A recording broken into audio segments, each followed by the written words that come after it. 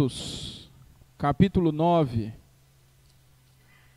Hoje nós vamos meditar de 9:32, que é o restante que falta do capítulo 9, até o capítulo 11 e o verso 18, tá bom? Nós vamos percorrer todos esses versos, mas agora nós leremos apenas o verso 18 do capítulo 11. Então abra aí em Atos, capítulo 11, verso 18. Nós vamos ler apenas esse verso agora, mas durante a exposição nós vamos ler toda a perícope. Se coloque de pé, você que encontrou, em reverência à palavra do Senhor. Depois você vai passar alguns minutos assentado. Atos, capítulo 11, verso 18. É a leitura que nós vamos fazer agora. Diz assim a palavra do Senhor: ouvindo isso, não apresentaram mais objeção, e louvando a Deus disseram: então Deus concedeu arrependimento para a vida eterna, até mesmo aos gentios. Vamos orar mais uma vez? Paizinho, diante de Ti está a Tua palavra. Senhor Jesus, assim como o Senhor opera com poder nessas histórias que veremos, opera também com poder nas nossas vidas, trazendo instrução, conversão, arrependimento e santidade. Espírito Santo, fala aos nossos corações, nos convença cada dia do pecado, da justiça e do juízo e nos leve a uma vida digna, como foi a vida do nosso Salvador. É no nome dele que nós oramos hoje e para todos sempre. Amém. Pode se sentar. Na última exposição, nós pudemos ver a conversão de Saulo, que está do capítulo 9, verso 1, até o verso 31 do capítulo 9. E nós aprendemos várias lições ali. Nós aprendemos que o poder do Senhor não tem limite. Deus não está limitado a salvar apenas algum tipo de pessoa, mas Ele pode salvar até aqueles de coração mais duro. Hoje nós continuaremos pelo restante do capítulo 9, passaremos por todo o capítulo 10 e chegaremos até o verso 18 do capítulo 11. Nesse trecho, a Escritura tirará um pouco Paulo de cenas. Saulo será um pouco afastado das páginas. Nós voltaremos os nossos olhos para Pedro, e Pedro, nesse texto, ele será instrumento do Senhor na realização de 3 milagres. E nós veremos esses 3 milagres, que são a cura de Enéas, a ressurreição de Dorcas ou Tábita e a conversão de Cornélio e toda a sua casa a Cristo. Dentre muitas lições que nós veremos nesse verso, eu poderia resumir esse sermão ou intitulá-lo como: no poder do Espírito Santo, Jesus quebra barreiras para que o seu reino avance. No poder do Espírito Santo, Jesus quebra barreiras para que o seu reino avance. Veja comigo os versos 32 a 35 do capítulo 9. Viajando por toda parte, Pedro foi visitar os santos, ou os crentes que viviam em Lida. Ali encontrou um paralítico chamado Enéas, que estava acamado, fazia 8 anos. Disse-lhe Pedro: Enéas, Jesus Cristo vai curá-lo, levanta-te e arrume a sua cama. Ele se levantou imediatamente. Todos os que viviam em Lida e Sarona viram e se converteram ao Senhor. Bom, o primeiro cenário que nós somos colocados, a primeira cena desse capítulo ou dessa perícope é a história de Enéas. Enéas era um paralítico que estava há 8 anos em cima de uma cama. A semelhança do que havia acontecido, nós já temos outra história, nós já pensamos no passado em outra história em que Pedro tem contato também com um paralítico. Diferente daquele paralítico que era paralítico por toda a vida, nasceu naquela condição, Enéas parece ter ficado paralítico por algum motivo. Nós não sabemos, o texto não nos diz o motivo, mas nos diz que Enéas estava acamado já há 8 anos. A mesma forma que Pedro se dirige ao paralítico do capítulo 3, Pedro também se dirige a Enéas. E em nome de Jesus, assim como fez com aquele outro paralítico, Pedro diz a ele: levanta e toma a sua cama. E veja o quanto as histórias são parecidas. No capítulo 3, o texto diz que de um salto, aquele paralítico se pôs de pé e começou a andar. Enéas não foi diferente. Pedro disse: levante-se, arruma sua cama, e ele se levantou imediatamente. E o verso 35 nos diz, e guarde essa informação com você. O verso 35 diz que todos os que viviam em Lida e Sarona se converteram ao Senhor. Todos aqueles que viram o acontecimento se converteram ao Senhor. Que maravilha! Mais uma vez Deus está operando. Mais uma vez Deus está fortalecendo as pernas de alguém que já não andava. Mais uma vez Deus está fazendo o prostrado se levantar. Mais uma vez Deus está cuidando de alguém. A diferença, são poucas diferenças entre Enéas e aquele homem, mas há muita semelhança. A maior delas é o poder do Espírito Santo atuando também na vida daquele homem. O texto segue, verso 36 até o 43 diz assim: em Jope havia uma discípula chamada Tábita, em grego Dorcas, que se dedicava a praticar boas obras e dar esmolas. Naqueles dias ela ficou doente e morreu. O seu corpo foi lavado e colocado num quarto no andar superior. Lida ficava perto de Jope, e quando os discípulos ouviram falar que Pedro estava em Lida, mandaram 2 homens que disseram: não se demore em vir até nós. Verso 39, Pedro foi com eles e quando chegou, foi levado ao quarto no andar superior. Todas as viúvas rodeavam e chorando mostravam os vestidos e outras roupas que Dorcas tinha feito quando ainda estava com elas. Verso 40, Pedro mandou que todos saíssem do quarto, depois ajoelhou-se e orou. Voltando-se para a mulher morta, disse: Tábita, levante-se. Ela abriu os olhos e vendo Pedro sentou-se, tomando-a pela mão. Pedro ajudou-a a se pôr em pé. Então, chamando os santos, os crentes e as viúvas, apresentou-a viva. Esse fato se tornou conhecido em toda a cidade de Jope, e muitos creram no Senhor. Pedro ficou naquela cidade durante algum tempo, com um curtidor de couro, chamado Simão. Em Jope, Pedro, ali havia uma mulher, uma crente, chamada Dorcas, no grego, ou Tábita, em aramaico. Ambos os nomes, assim como Saulo e Paulo, significam a mesma coisa, são apenas traduções do mesmo nome. Dorcas era uma discípula muito dedicada. A palavra diz que ela praticava boas obras, era generosa em dar, e o texto nos diz que ela era uma costureira de mão cheia. Assim que Pedro chega, as mulheres que estavam ali velando Dorcas mostram para Pedro as roupas, os vestidos que ela se dedicava a fazer. Aconteceu então que Dorcas veio a falecer. E sabendo os discípulos que Pedro estava por ali, e quem sabe, sabendo da fama de Pedro, que Pedro, até a sombra de Pedro, estava curando pessoas, sabendo do poder que Deus operava através dos seus apóstolos, eles mandam chamar Pedro, para que ele se apressasse e fosse logo ter com eles. Pedro chega e encontra a casa em luto. Há pessoas chorando, há tristeza na casa, há comoção. Pedro então é levado aonde o corpo de Dorcas está, no andar de cima, e Pedro pede, veja que interessante, Pedro pede que todos saiam e que ele fique sozinho com o corpo de Tábita. Eu queria te chamar a atenção para essa ação de Pedro. Pedro sabia o que estava prestes a acontecer.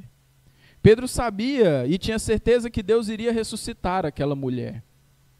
Foi a primeira vez que um apóstolo operou algo tão maravilhoso. Pedro já estava acostumado a curar pessoas, o Espírito Santo operava fortemente através da vida dele na área da cura, mas um apóstolo ainda não tinha ressuscitado ninguém. Seria uma oportunidade perfeita, não seria, para que Pedro se promovesse? Para que Pedro mostrasse ao povo o tamanho era o seu poder e como ele era usado por Deus, como ele era um apóstolo poderoso e cheio da graça do Senhor? seria o palco perfeito para que Pedro promovesse o seu ministério. Mas Pedro escolhe estar sozinho. Pedro não quer holofotes, Pedro não quer plateia, Pedro quer estar ali somente com Dorcas e com o Senhor. Em dias em que chamados pastores e até alguns autodenominados apóstolos usam todo e qualquer evento para promover os seus pseudopoderes, para promover aquilo que podem ou que nos vendem que podem fazer, nós vemos um verdadeiro apóstolo, alguém escolhido a dedo pelo Senhor Jesus, fazendo o maior milagre daqueles dias sozinho. E o texto nos diz que Pedro orou. E depois de orar, disse para ela: Tabita, cumi, menina, levante-se. Sem palavras mágicas, sem malabarismos, sem rituais extravagantes, da forma mais simples possível, a nossa irmã Tabita foi ressuscitada. Após ouvir, Tabita, se levante, aquela que estava morta, quem sabe o corpo já gelado, as unhas roxas, quem sabe sem nenhum tipo de esperança para aqueles que estavam velando, ela abre os olhos, se senta na cama e com a ajuda de Pedro, se coloca de pé. E aquele corpo morto e desfalecido é apresentado vigoroso e cheio de vida para aqueles que estavam chorando por sua morte. As notícias correm rápido e o texto nos diz, no verso 42, esse fato se tornou conhecido em toda a cidade e muitos creram no Senhor. Aqui então, nós temos Jesus, no poder do Espírito Santo, quebrando a primeira barreira para que o seu reino avance. Enfermidades e nem mesmo a morte podem deter o avanço do Evangelho.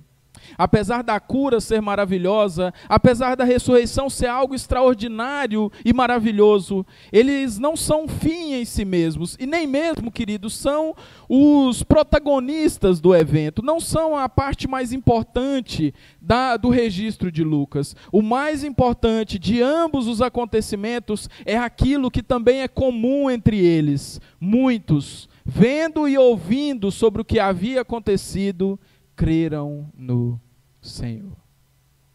Por mais extraordinários que sejam, curas, milagres, sinais e prodígios não são fim em si mesmo. São apenas ferramentas que Deus usa para um propósito maior, o propósito da salvação dos perdidos e da edificação da igreja. Era um tempo de perseguição, apesar que a igreja passava por um período de paz, ainda havia medo nos crentes de quando uma nova perseguição se instauraria, e o Senhor ia edificando, o Senhor ia fortalecendo a sua igreja, enquanto salvava pessoas, através de demonstrar o seu poder, rompendo barreiras de enfermidade, rompendo e vencendo a morte.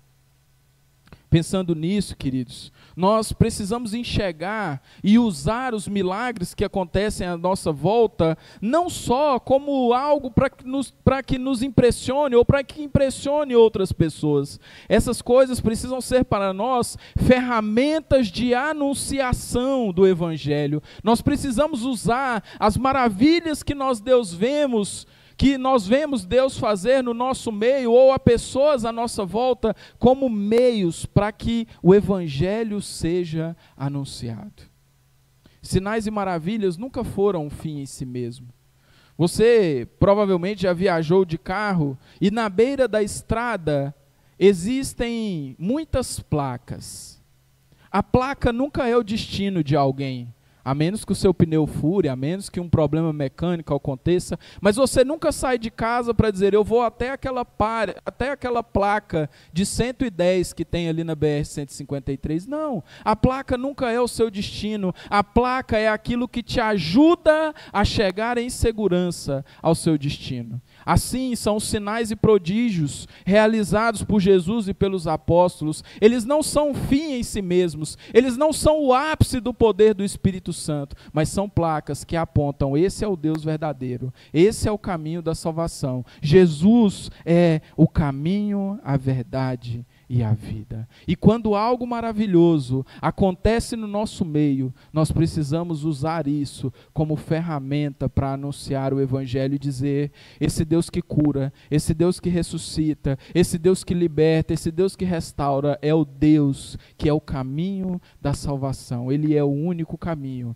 Ele é a verdade, Ele é a vida. O texto segue, nós chegamos ao capítulo 10. E diz assim: havia em Cesareia um homem chamado Cornélio, centurião do regimento, conhecido como italiano. Ele e toda a sua família eram religiosos tementes a Deus.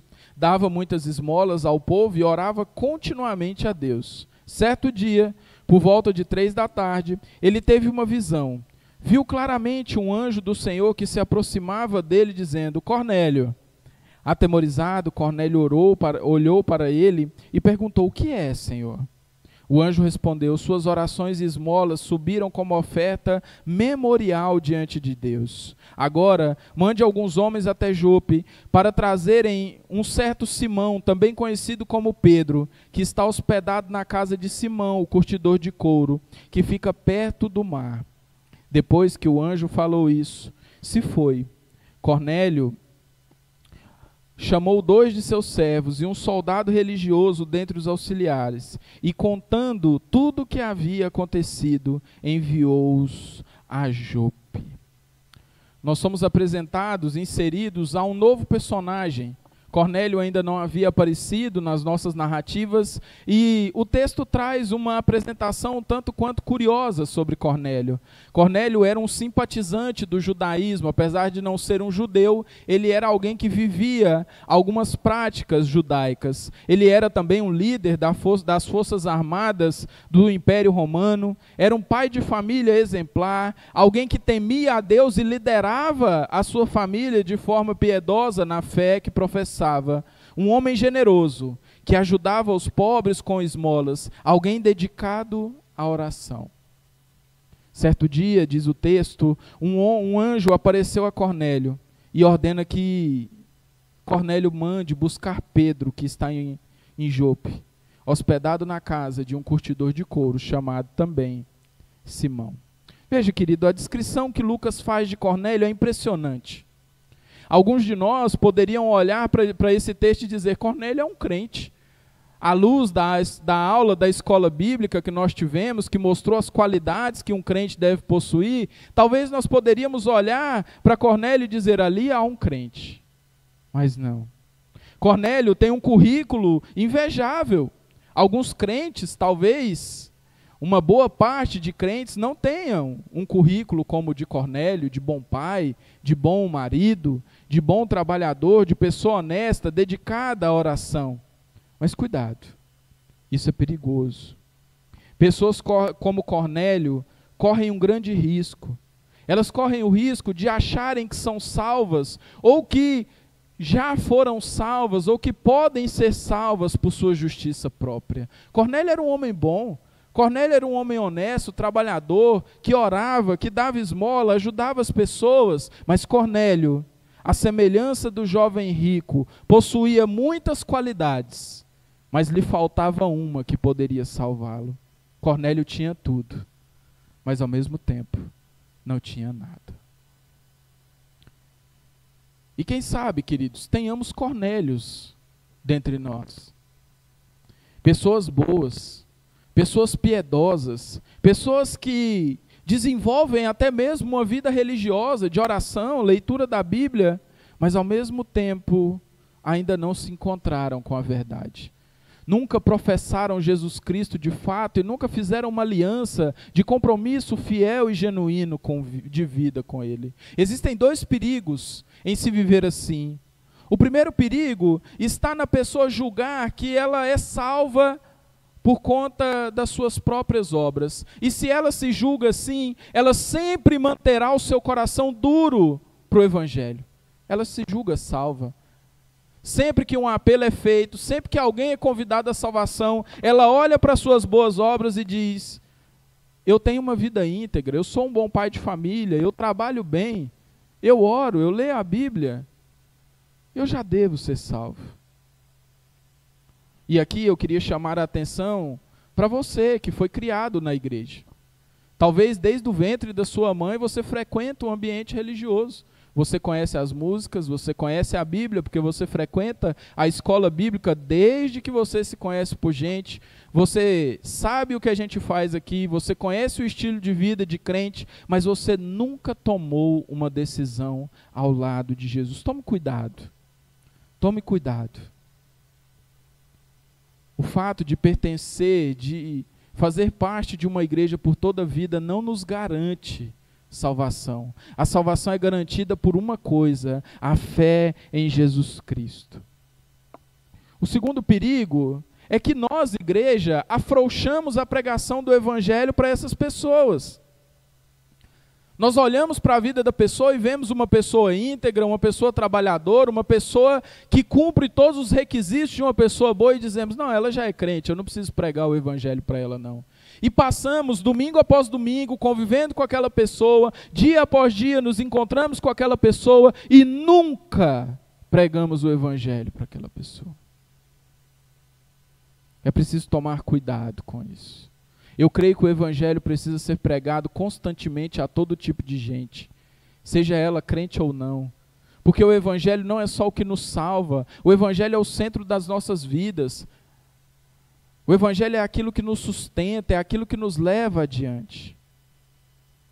Por isso, seja você membro de uma igreja por toda a vida, seja você um simpatizante da fé, talvez você goste de Jesus, goste da igreja, você goste das pessoas que pertencem à igreja. Lembre-se que isso não é suficiente para a salvação, querido. É preciso crer. É preciso crer em Jesus e crer naquilo que Ele fez. Você lembra do que está escrito em Mateus 7? Muitos naquele dia chegarão diante de Jesus e dirão: Senhor, Senhor. E Jesus dirá: eu não vos conheço. E eles argumentarão: Senhor, mas no teu nome nós fizemos milagres e prodígios. Senhor, mas nós expulsamos demônios. E aqui um acréscimo meu: Senhor, mas eu vivi a minha vida toda na igreja. Senhor, eu fui aluno assíduo na escola dominical. Senhor, eu era dizimista. Senhor, eu pertencia à diretoria da tua igreja. Senhor, eu fiz isso e aquilo pelo Senhor. Mas Jesus dirá: não te conheço. Porque a pessoa nunca se fez conhecida ao Salvador dizendo: Senhor, perdoa os meus pecados.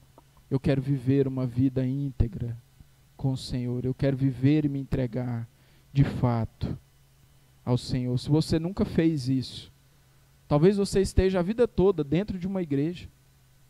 Talvez você conheça mais a Bíblia que muito crente. Talvez você seja mais assíduo nas atividades religiosas que muito crente. Mas se você ainda não tomou uma decisão ao lado de Jesus, não deixe para amanhã. Tome essa decisão hoje.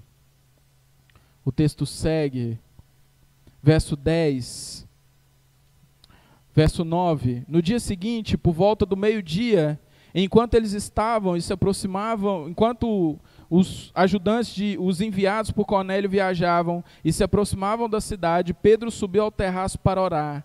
Tendo fome, queria comer, enquanto a refeição estava sendo preparada. Caiu em êxtase, viu o céu aberto, e algo semelhante a um grande lençol descia na terra, e era preso pelas quatro pontas, contendo toda a espécie de quadrúpedes, bem como répteis da terra e aves do céu. Então uma voz lhe disse: levante, Pedro, mata e come. Verso 14, mas Pedro respondeu: de modo nenhum, Senhor, jamais comi algo impuro ou imundo. A voz falou uma segunda vez: não chame impuro aquilo que Deus purificou. Isso aconteceu 3 vezes, e em seguida o lençol foi recolhido ao céu. Enquanto Pedro estava refletindo no significado da visão, os homens enviados por Cornélio descobriram onde era a casa de Simão e chegaram à porta. Chamando, perguntaram se ali estava hospedado Simão, apelidado de Pedro. Enquanto Pedro estava pensando na visão, o Espírito Santo lhe disse: Simão, 3 homens estão procurando por você, portanto, levante-se e desça. Não hesite em ir com eles, pois eu o enviei. Pedro desceu e disse aos homens: eu sou quem vocês estão procurando. Por que motivo vieram? Então os homens responderam: viemos da parte do centurião Cornélio. Ele é um homem justo e temente a Deus, respeitado por todo o povo judeu. Um santo anjo lhe disse que o chamasse à sua casa, para que ele ouça o que você tem a dizer. Pedro então os convidou a entrar e o hospedou. Enquanto os homens de Cornélio estavam buscando por Pedro, ao meio-dia, enquanto o almoço estava sendo preparado, Pedro estava com fome e subiu ao terraço para orar. Faminto, então Pedro entra num êxtase. Nessa visão, Pedro vê um lençol estendido e nele uma vasta qualidade de animais, mas preste atenção, todos os animais ali são animais considerados impuros para o judeu. São animais que o judeu não tocaria, não mataria e muito menos comeria. Pedro, então, é encorajado pela visão que diz: Pedro, mate e come. Mas Pedro se nega veementemente e alega a sua fidelidade à cultura. E diz que nunca comeu algo impuro ou imundo. Mas a voz adverte a Pedro: Pedro, não considere impuro o que Deus purificou. Enquanto Pedro refletia sobre aquilo que tinha acontecido, os mensageiros de Cornélio chegam até onde Pedro estava. Provavelmente não era um lugar difícil de se encontrar. Eu não sei se você já passou ali na BR onde curte couro, onde mexe com couro, e é um cheiro um tanto quanto difícil de suportar. Se hoje já é assim com toda a tecnologia, imagine qual era o estado da casa onde Pedro estava, que mexia com couro curtido. Não era um lugar difícil de se encontrar, se encontrava pelo olfato. Alguém com o mínimo olfato encontraria. Mas eles chegam a Pedro, encontram a Pedro, e Pedro já estava orientado pelo Espírito Santo a ouvir aqueles homens e a seguir com eles. Os homens contam então o motivo da sua ida, e Pedro os convida a entrar e eles se hospedam ali. E aí, queridos, eu queria fazer uma pequena observação aqui. O livro de Atos tem algumas coisas, alguns acontecimentos, como nós já temos lidado, que são usados de forma incorreta para validar algumas práticas dos dias de hoje que não deveriam ser assim. E aqui nós estamos diante de Pedro tendo uma visão. Um lençol desce dos céus e aparece ali alguns animais e uma voz fala com Pedro. E talvez alguém esteja se perguntando agora e pensando: esse texto serve para validar visões e revelações. Então aquilo que outras denominações fazem de revelar, de receber visões do Senhor é real. Tenha calma. Eu creio que Deus ainda possa usar esses métodos. Eu não creio que Deus seja tolhido de agir dessa forma. Mas eu queria te chamar a atenção a um detalhe no texto. Pedro tem essa visão 3 vezes, mas ele não é convencido de fato pela visão. O texto diz que mesmo depois de 3 vezes que a visão é posta diante de Pedro, Pedro fica pensativo.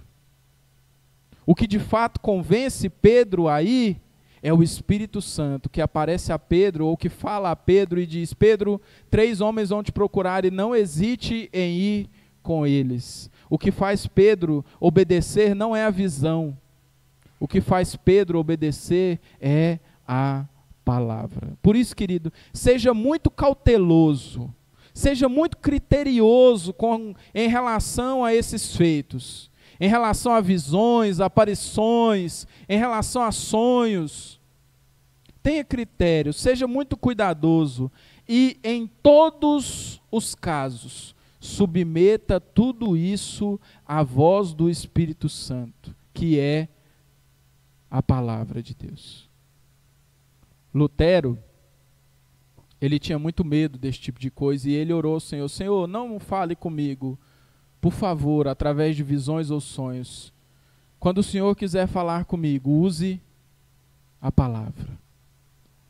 Mais uma vez eu quero reforçar, eu creio que Deus possa usar esses meios, mas sempre submeta-os à palavra. Tome cuidado existe muito charlatanismo, existe muito golpe religioso sendo aplicado, usando textos como esse para validar algumas coisas irreais. Sempre submeta essas coisas à palavra.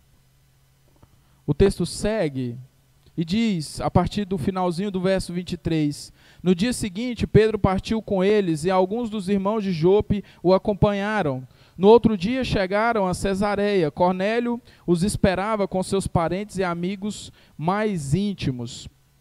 Quando Pedro ia entrando na casa, Cornélio dirigiu-se e prostrou-se a ele, aos seus pés, adorando. Mas Pedro disse: levante-se, homem, eu sou homem como você. Verso 27, conversando com ele, Pedro o encontrou ali reunido com muitas pessoas e lhe disse: vocês sabem muito bem que é contra a nossa lei um judeu se associar com um gentil, ou mesmo visitá-lo. Mas Deus me mostrou que eu não deveria chamar impuro ou imundo a homem nenhum.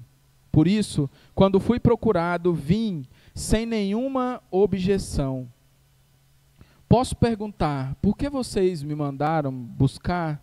E Cornélio respondeu: há 4 dias eu estava em minha casa orando a esta hora, às 3 horas da tarde. De repente apresentou-se diante de mim um homem com roupas resplandecentes que disse: Cornélio, Deus ouviu as suas orações e lembrou-se de suas esmolas. Mande buscar em Jope a Simão, chamado Pedro. Ele está hospedado na casa de Simão, o curtidor de couro. Assim mandei buscar imediatamente. E foi bom que tenhas vindo, agora que todos estamos aqui na presença de Deus, para ouvir o que o Senhor tem a nos dizer. E o verso 34, queridos, tem uma declaração de Pedro fantástica. Pedro começou a falar: agora percebo verdadeiramente que Deus não trata as pessoas com parcialidade, mas de todas as nações aceita a todo aquele que teme e faz o que é justo. Pedro então começará a fazer uma exposição do Evangelho nos versos seguintes. Pedro dirá: vocês conhecem a mensagem enviada por Deus ao povo de Israel. Ela fala das boas novas por meio de Jesus Cristo, Senhor de todos. Sabem o que aconteceu na Judeia, começando na Galileia, depois do batismo que João pregou. Pedro vai reescrever a história, Pedro vai contar a história àquele povo, como Deus ungiu Jesus de Nazaré com o Espírito Santo e poder, e com ele andou por toda parte, fazendo bem, curando a todos os oprimidos pelo diabo, porque Deus estava com ele. Pedro agora, a partir do verso 39, vai começar a contar a história da era apostólica. Ele vai dizer: nós somos testemunhas de tudo que ele fez na terra dos judeus e em Jerusalém, onde o mataram, suspendendo-o no madeiro. Deus, porém, o ressuscitou ao 3º dia e fez com que ele fosse visto, não por todo o povo, mas por testemunhas que designara de antemão, por nós que comemos e bebemos com ele, depois que ressuscitou dos mortos. Pedro vai falar sobre o ministério que Jesus tinha dado à igreja antes da sua fundação. Pedro vai fazer referência e contar o que aconteceu em Atos 1:8, e ele vai dizer: ele nos mandou pregar e testemunhar a todo o povo, que foi ele que Deus restituiu como juiz de vivos e mortos. Todos os profetas dão testemunho dele, de que todo aquele que nele crê receba o perdão de pecados, mediante ao seu nome. Antes de João escrever João 3,16, Pedro estava pregando sobre isso. O verso 44 diz que enquanto Pedro ainda pregava, o Espírito Santo desceu sobre todos os que ouviam a mensagem. Os judeus convertidos que vieram com Pedro ficaram admirados de que o Espírito Santo fosse derramado até sobre os gentios, pois ouviam falar em línguas e exaltavam a Deus. A seguir, Pedro se dirige a esses judeus que estavam com ele e diz: pode alguém negar água, impedindo que esses homens sejam batizados? Eles receberam o Espírito Santo, assim como nós. Então ordenou que fossem batizados em nome de Jesus Cristo. E depois Pedro passou alguns dias ali com eles. Que história fantástica, queridos. Pedro, mais uma vez, como nós temos visto durante o livro de Atos, não perde a oportunidade de pregar. Se há um grupo diante de Pedro, nós temos uma certeza: esse grupo vai ouvir do Evangelho. Pedro chega à casa de Cornélio, pergunta o motivo da sua ida, Cornélio o explica, e enquanto Pedro ouve Cornélio dizer, Pedro chega a uma conclusão importante, e uma conclusão que falta convicção às vezes para nós. Pedro diz: agora percebo verdadeiramente que Deus não trata as pessoas com parcialidade, mas de todas as nações aceita todo aquele que o teme e que faz o que é justo. A conclusão de Pedro deve ser aquilo, queridos, que governa a nossa evangelização e o nosso discipulado. Quem sabe nós estejamos negando a pregação do Evangelho a outras pessoas porque julgamos que algum tipo de pessoa não seja digno de ouvir do Evangelho. Quem sabe nós deixamos de contribuir para que a obra missionária avance porque achamos que os povos de outros países não são dignos de ouvir do Evangelho. Aqui, no poder do Espírito Santo, Jesus rompe uma segunda barreira para que o seu reino avance, a barreira cultural. A gente viu no capítulo 8, vendo sobre o Evangelho chegando aos samaritanos, eu disse aos irmãos sobre a rivalidade que havia entre judeus e samaritanos. O judeu cortava volta para não passar por dentro de Samaria. O judeu julgava que o samaritano era menos valioso do que um cão de rua. E se você acha que essa briga era grande, é porque você não conhece o asco que o judeu tem do gentio. Pedro vai dizer isso a Cornélio: olha, você sabe que eu não posso estar aqui na sua casa. Isso é uma quebra de lei terrível. Para o judeu, qualquer um que não é judeu é um povo nojento.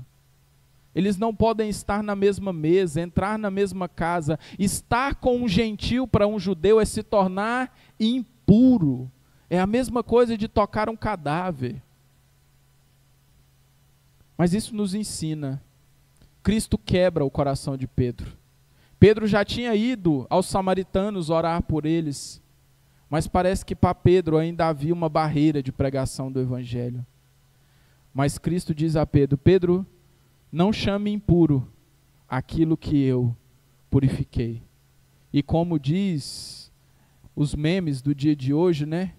Isso não é sobre alimento, Pedro.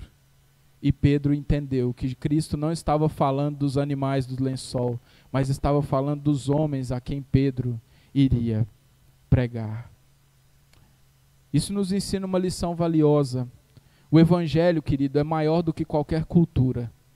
O Evangelho deve vencer os nossos preconceitos e muitas opiniões que são racistas, que às vezes nós temos. Quando pensamos, seja por um milésimo de segundo que seja, que um povo ou outro não precisam ou não merecem ouvir do Evangelho. Ouvindo os testemunhos do Silmar, um pastor cigano, ele diz que tem pessoas que temem ou que não têm coragem de pregar ao povo cigano, porque acham que o povo cigano não merece ouvir de Jesus. Ai de nós, queridos. Que Deus tenha misericórdia de nós e nos ajude a vencer essas barreiras culturais, indo aos acampamentos ciganos, indo a outros povos, fazendo com que o Evangelho rompa barreiras culturais e chegue a pessoas. Nós agimos assim quando nós negligenciamos a obra missionária, quando nós deixamos de pregar o Evangelho a todos os povos, quando nós deixamos de orar por outros povos.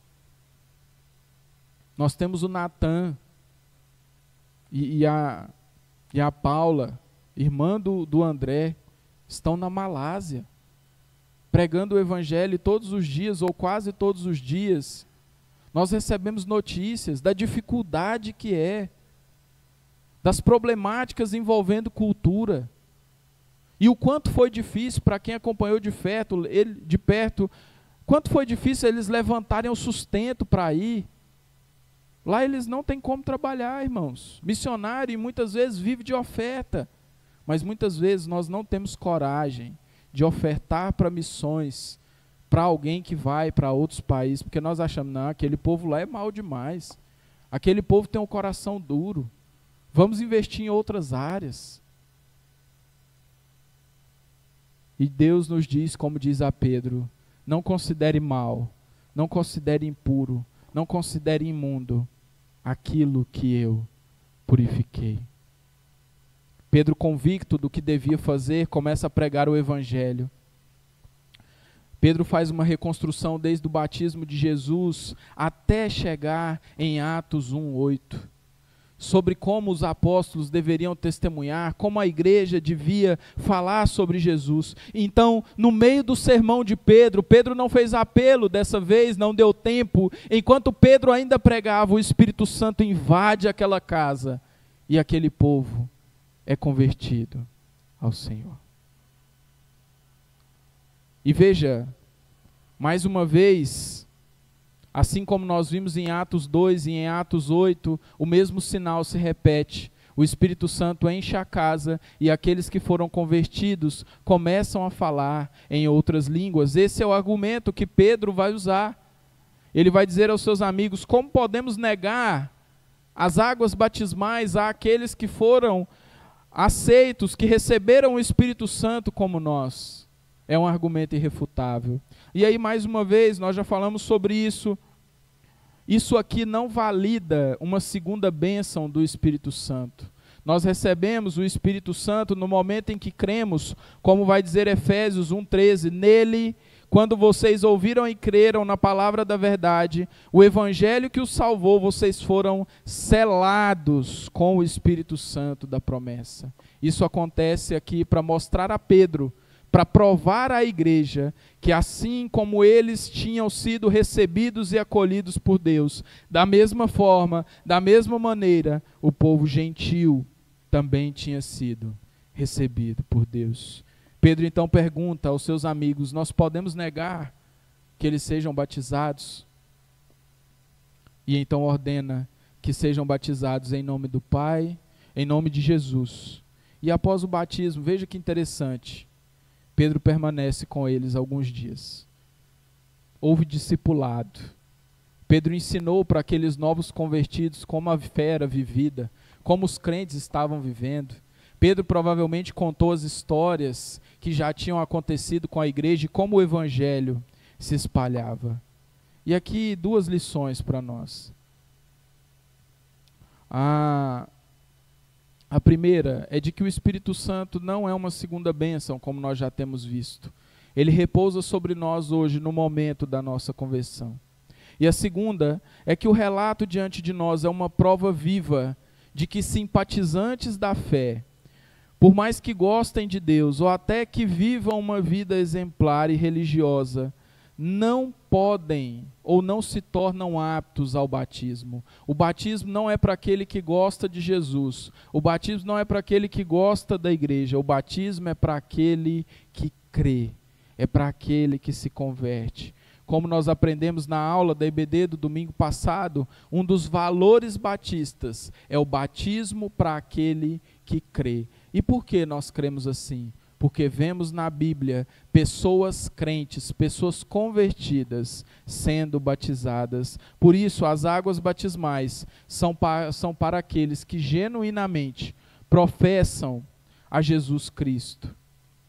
E se você já creu em Jesus, mas ainda não foi batizado, procure o batismo. Procure a mim, algum irmão dessa igreja, se você deseja ser batizado, e diga, olha, eu já criei, mas eu ainda não fui batizado, e eu desejo ser batizado, e nós vamos te guiar por esse caminho.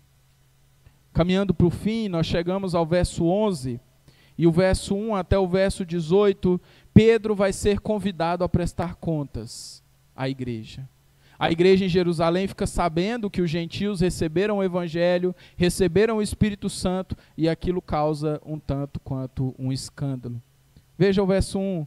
Os apóstolos e os irmãos de toda a Judéia ouviram falar que os gentios também haviam recebido a palavra de Deus. Assim, quando Pedro subiu a Jerusalém, os que eram do partido dos circuncisos o criticaram, dizendo: você entrou na casa dos gentios e comeu com eles.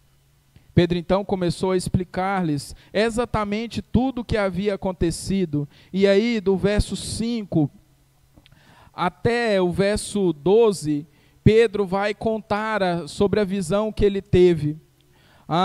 Depois Pedro vai contar sobre aquilo que aconteceu com Cornélio. E depois de contar tudo com detalhes, Pedro vai falar sobre a conversão daquele povo. Olha o verso 15.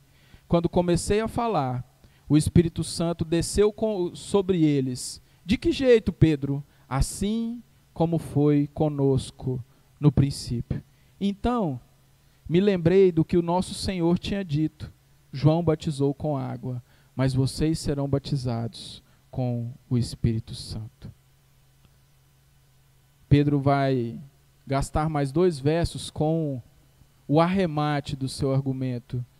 E apesar de iletrado, Pedro é alguém que sabe usar as palavras. Pedro é alguém que sabe argumentar. E ele diz: se pois Deus, Ele mesmo, deu o mesmo dom que nos tinha dado quando cremos em Jesus, quem era eu para me opor a Deus? E o resultado é que depois de ouvirem a argumentação de Pedro, não apresentaram mais objeções. E então eles disseram: Deus concedeu arrependimento aos gentios, até mesmo a eles. A notícia da conversão dos gentios chega a Jerusalém. E talvez isso seja algo que os batistas tenham herdado da igreja primitiva, né?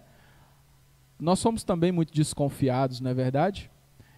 E a igreja fica desconfiada. Como assim, Pedro, você entrou na casa de gentios e não só entrou na casa de gentios, como comeu da comida deles?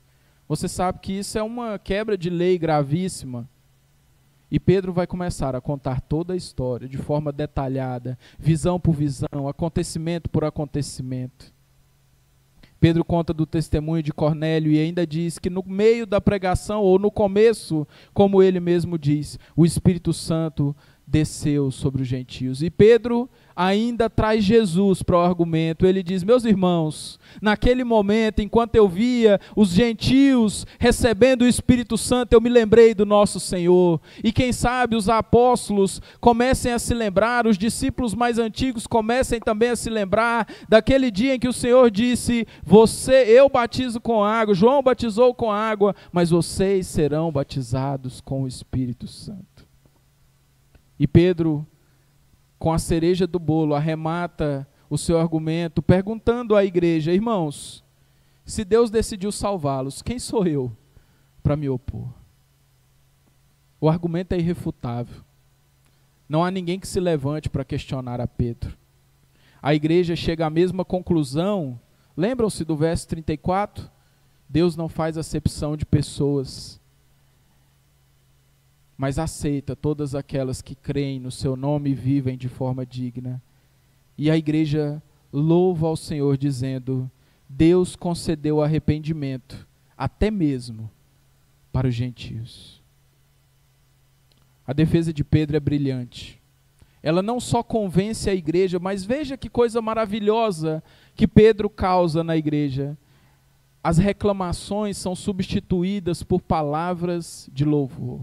Aqueles que, enfurecidos, buscavam saber as razões de Pedro, agora louvam ao Senhor por aquilo que tinha acontecido. Uma coisa importante sobre o argumento de Pedro em como as coisas aconteceram é que Pedro deixa claro que os samaritanos e também os judeus haviam vivido a mesma experiência, haviam recebido o mesmo poder, mostrando que aqueles que haviam chegado por último não eram cristãos inferiores aos judeus. O judeu muito provavelmente julgaria mesmo os crentes gentios como crentes de segunda, como crentes inferiores, mas Pedro diz não, eles receberam o mesmo batismo, eles foram alcançados pelo mesmo poder, da mesma forma como foi conosco. As palavras de Pedro geram unidade, mostrando que já não há, como o apóstolo Paulo escreverá no futuro, não há judeu, não há grego, não há homem, não há mulher, todos nós somos unidos à mesma família por conta de Cristo Jesus. O argumento de Pedro é o que prova o nosso terceiro e último ponto. Pelo poder do Espírito Santo, Jesus rompe até mesmo as barreiras da dureza do nosso coração. Nós vimos no capítulo 9, o evangelho alcançando Paulo, ou Saulo, um inimigo declarado de Jesus e do evangelho. Um homem duro, impiedoso, que perseguia os cristãos, foi salvo. E agora, no capítulo 10, nós vemos Cornélio, o oposto de Paulo, um homem pacífico, um homem que simpatizava com o povo judeu, mas alguém que tinha um coração tão duro quanto o de Paulo. Pelo poder do Espírito Santo, Jesus rompe a dureza dos corações, sejam dos inimigos da fé, ou seja daqueles que simpatizam com a fé, que gostam da igreja, que vivem no nosso meio, mas ainda não creram. E Jesus rompe as barreiras dos nossos corações e nos leva a crer e nos entregar de fato. Isso me faz pensar em duas coisas. A primeira, nós precisamos pregar com coragem a todos os povos, sabendo, queridos, que não somos nós, nem as nossas argumentações que vão converter os corações, mas é Jesus, pelo poder do Espírito Santo, que rompe as barreiras da incredulidade que há em nós e salva pessoas como Paulo, salva pessoas como Cornélio, salva as pessoas como a mim e como a você. Uma segunda coisa, precisamos vigiar os nossos corações. A primeira coisa que a igreja fez quando recebeu a notícia foi agir de forma preconceituosa, foi agir de forma má. A igreja chama Pedro para repreender a Pedro. Nós precisamos vigiar os nossos corações para que as conversões que Deus gere no nosso meio criem em nós alegria e não desconfiança. Que essas conversões nos levem a louvar a Deus e não a julgar de forma preconceituosa. Queridos, Deus resgata aqueles que são improváveis. Eu e você somos improváveis. Saulo era um improvável. Quem diria que alguém que estava perseguindo cristãos se converteria? Cornélio é um improvável. Quem diria que um homem como Cornélio precisasse de Jesus? Eu e você somos improváveis, mas Deus assim mesmo nos acolheu. Concluindo, a igreja não está firmada na fé em um Deus distante, que criou todas as coisas e nos abandonou sozinhos aqui, não. Muito pelo contrário, cremos num Deus que nos liberta de nossos preconceitos e dos aspectos de nossa cultura que nos separam. Jesus Cristo, que pelo poder do Espírito Santo rompe barreiras para salvar gente de toda língua, tribo e nação. A salvação em Jesus nos liga uns aos outros e nos liga todos a Ele mesmo, através das águas do batismo. Não há poder, meus irmãos, capaz de deter ao nosso Deus. Jesus Cristo vence, vence e vence, e vencerá mais uma vez e por uma última vez, quando romper os céus e nos levar para reinar com Ele, de uma vez por todas, por toda a eternidade. E mais uma vez eu ressalto, talvez você ainda não tomou uma decisão ao lado de Jesus. Não deixe que essa chance passe por você de novo. Toma essa decisão hoje. Cristo veio buscar e salvar o que se havia perdido. E se você hoje entende que se encontra perdido sem Jesus, creia nele. arrependa-se dos seus pecados e faça um compromisso com Ele, em nome de Jesus. E a nós, meus queridos, que o Espírito Santo continue a nos capacitar para que, com todo esforço, nós coloquemos em prática tudo aquilo que nós aprendemos hoje. E que, assim como Pedro, nós sejamos ferramentas de Deus para que todos aqueles a quem Jesus deseja salvar ouçam do Evangelho e possam crer nele. Amém.